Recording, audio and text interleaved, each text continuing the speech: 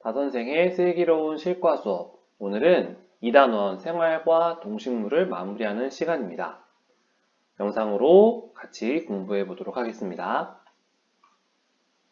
자, 이번 단원에서 배운 내용 간단하게 정리해 보고 그 다음 단원 마무리에 있는 문제도 같이 한번 풀어보도록 하겠습니다. 이번 단원 생활과 동식물에서는요, 식물 가꾸기와 동물 기르기라는 개념, 의미를 공부를 했고요.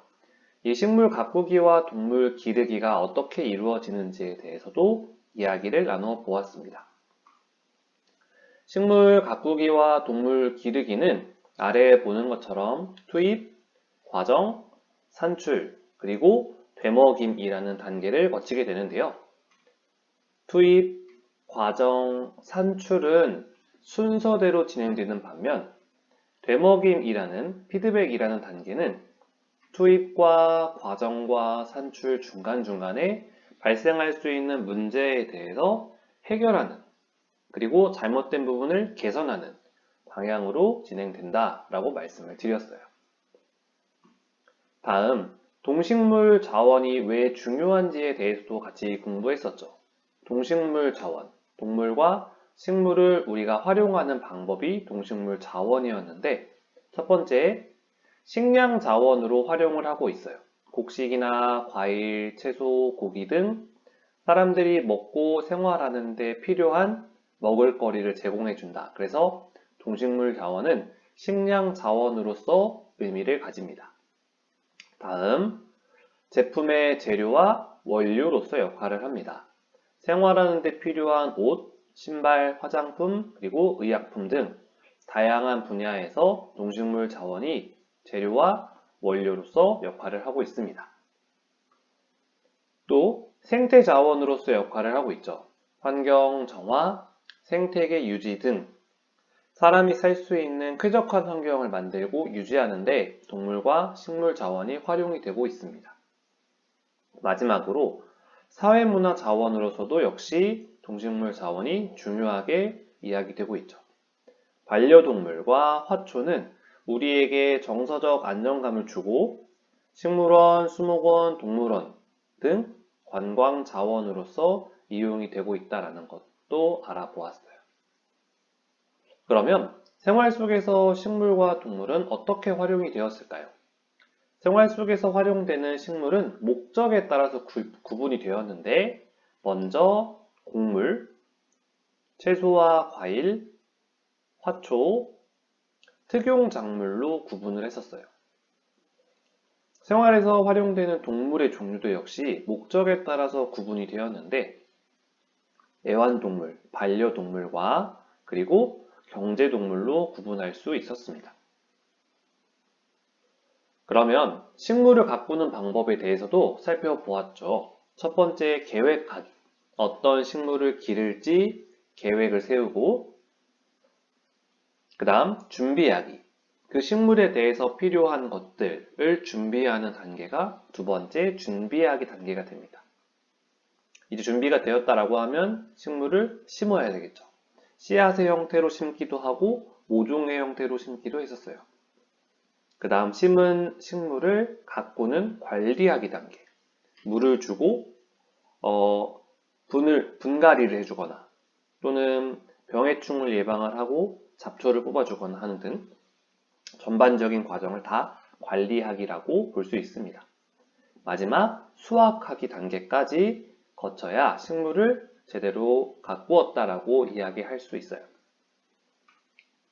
이번에는 동물입니다. 동물을 직접 기르고 돌보는 방법도 살펴보았었죠. 첫 번째, 계획하기.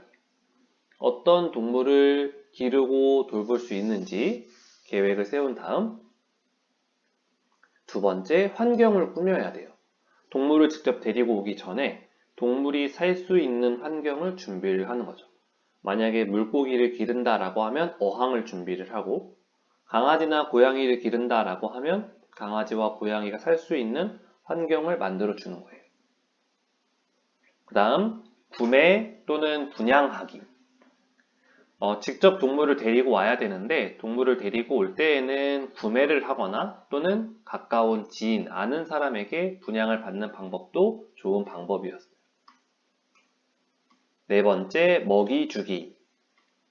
먹이 주기 단계에서는 동물의 종류에 따라서 또는 크기에 따라서 다양하다라는 것, 그래서 미리 조사해야 한다는 것도 알아두셔야 한다고 이야기했었죠. 마지막, 훈련 산책하기. 그림에서는 이제 반려견, 강아지 또는 개 종류의 산책에 대해서 그림으로 설명이 되어 있지만 개나 고양이 또는 그 외의 동물들에게 적절한 훈련 또는 적절한 산책, 적절한 보상, 그리고 주인과의 관계 맺기가 중요하다라는 것도 말씀을 드렸습니다. 자, 이렇게 해서 큰 2단원 생활과 동식물 단원에 대해서 간단하게 정리해 보았고요.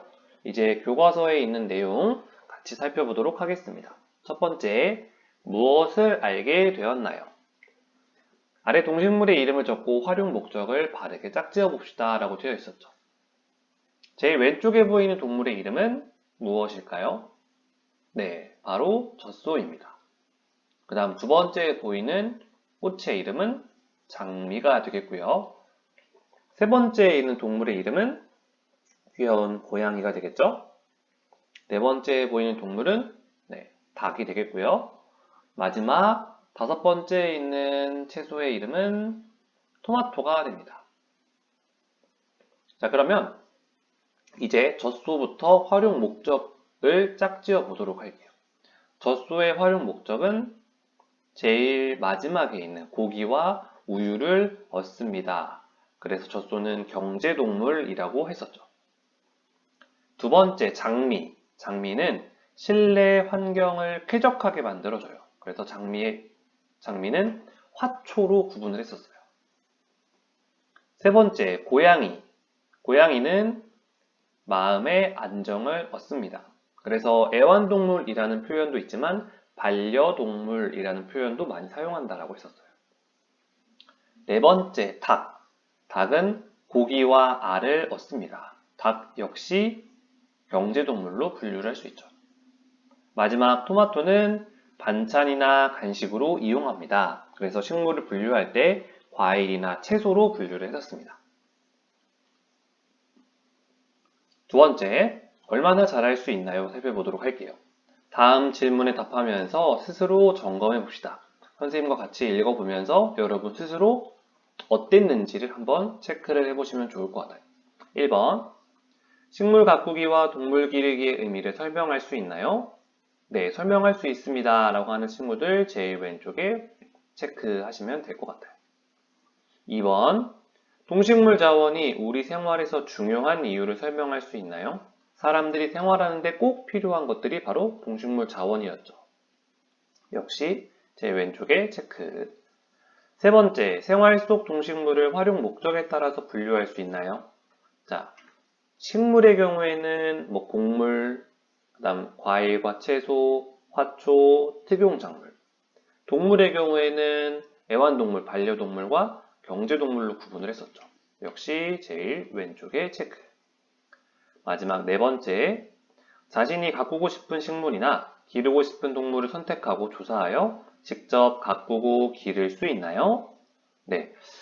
우리 이 내용, 4번에 대한 내용으로서 식물 가꾸기에는 토마토, 방울토마토, 그리고 상추, 대파, 그 다음 다육식물에 대해 살펴봤었고요.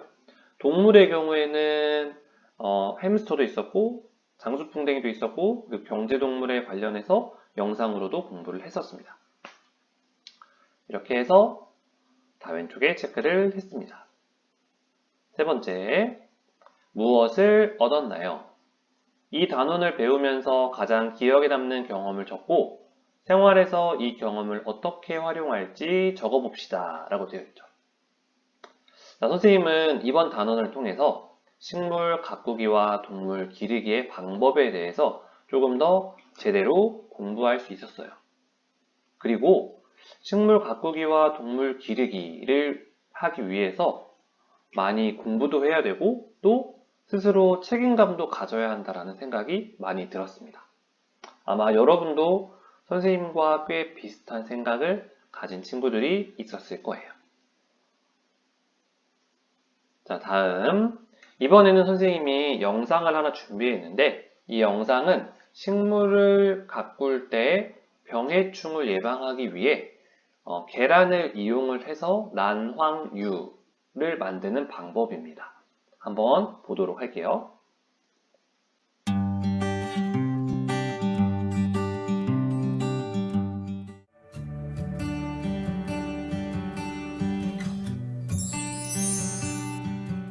난황류는 식용유와 계란 노른자, 그리고 믹서기만 있으면 쉽게 만들 수 있는데요.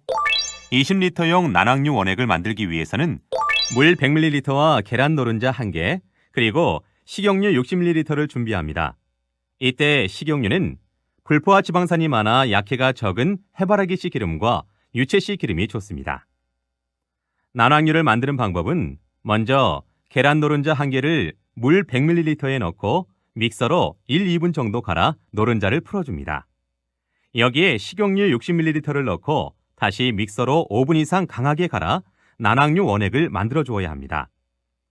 기름 방울이 작을수록 난황류가 농작물에 넓게 뿌려지고 잎이나 줄기에 잘 붙어 방제 효과가 좋기 때문입니다. 난황류를 작물에 뿌릴 때는 먼저 만들어진 난황류 원액을 물 20리터에 넣고 물과 잘 혼합되도록 섞어준 후 그 희석액을 잎의 앞 뒷면에 골고루 묻도록 충분히 뿌려주는데요. 작물의 크기에 따라 뿌리는 양은 차이가 나지만 일반 농약의 1.5 내지 2배 정도로 더 많은 양을 뿌려줘야 효과적입니다. 만약 병해충이 발생했다면 5일에서 7일 간격으로 뿌려주고 병해충을 예방하기 위해서는 10일에서 14일 간격으로 뿌려줍니다. 난황류는 직접적으로 병해충을 살균, 살충하기도 하지만 작물 표면에 피막을 만들어 병원균이나 해충의 침입을 막는데요. 따라서 너무 자주 뿌리거나 농도가 높으면 작물 생육이 억제될 수 있습니다. 난황류는 가능한 바로 뿌리는 것이 좋으며 사용하고 남은 것은 냉장고에 보관하면서 필요할 때 사용합니다. 난황류는 5도 이하의 저온이나 35도 이상의 고온에서 약해를 줄 수 있는데요. 난황류의 기름방울이 작물의 호흡을 방해하거나 식물에 수분 스트레스를 줄 수 있기 때문입니다.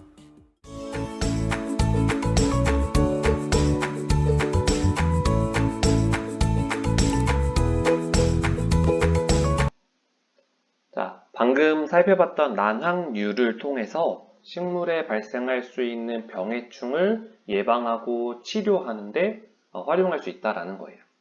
다음은 다양한 반려동물 이야기를 담은 그림책을 소개하려고 하는데요. 그림책은 가족이니까요 라는 제목의 그림책입니다. 귀여운 동물들이 표지를 장식하고 있는 그림책이고요. 이 그림책의 내용이 궁금한 친구들은 출처에 있는 호호 아줌마의 다락방 도서관이라는 유튜브를 검색을 해보면 좋을 것 같아요. 자, 이렇게 해서 2단원 생활과 동식물 잘 마무리해 보았고요. 다음 시간에는 3단원 가정생활과 안전이라는 새로운 단원으로 만나보도록 할게요. 2단원 같이 공부하느라 고생 많았습니다.